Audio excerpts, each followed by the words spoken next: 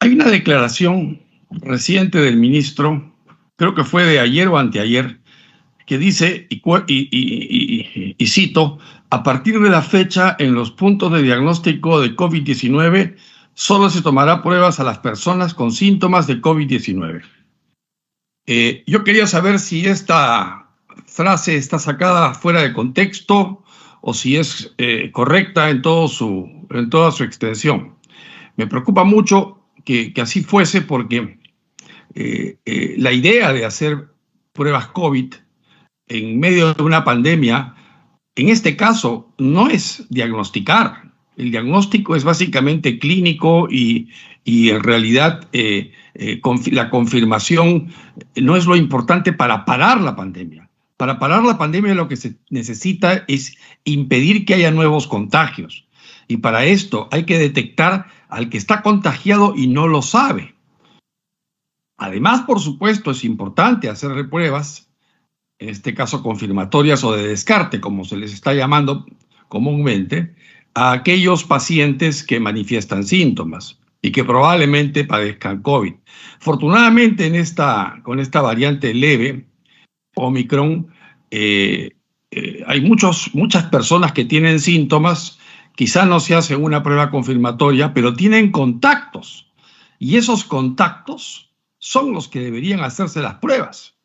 Entonces, yo no comprendo realmente el sentido de esta frase supuestamente elaborada por el señor ministro de Salud, en el sentido de que solamente a los que tienen síntomas se les tomará pruebas. Porque esto me recuerda mucho a lo que se decía exactamente hace 2 años, o bueno, casi hace 2 años, que solamente se hará pruebas a aquellos que tengan síntomas. Y ojo, que en esa época lo que se hacía era la prueba rápida. La prueba serológica rápida, que tenía tanto falso negativo que llegó a matar a decenas de miles de peruanos.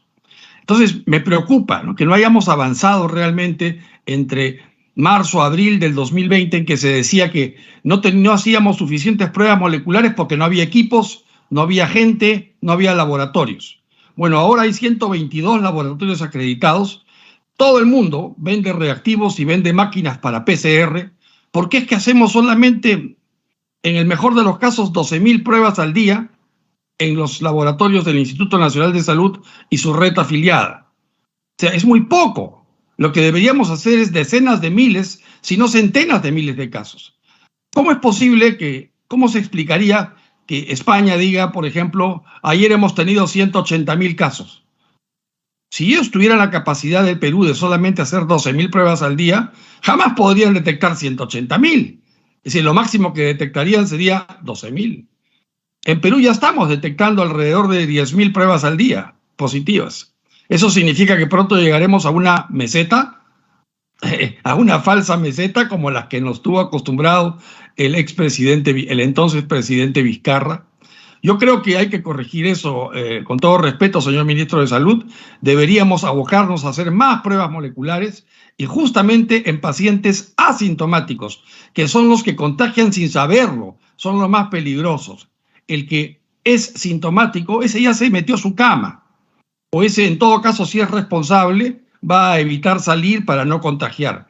El peligro está en sus contactos, por eso me parece que sería un error el continuar con la política o volver a la política antigua de solo hacer pruebas moleculares a aquellos pacientes que presenten síntomas.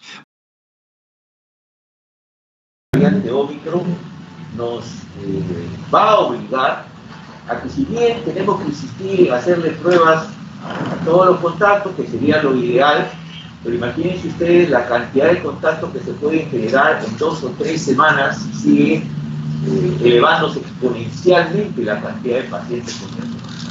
Es decir, de manera realista hay que manejar también, junto, por supuesto que las pruebas son importantes, y voy a pasarle al doctor Víctor Suárez para que se explique bien este punto, pero hay que manejar las pautas clínicas, como bien decía el doctor Bustamante, como un elemento central para poder avanzar en los diagnósticos y en el seguimiento del paciente, no solamente refugiarnos en las pruebas, porque en Estados Unidos en este momento hay informes que se están quedando sin pruebas.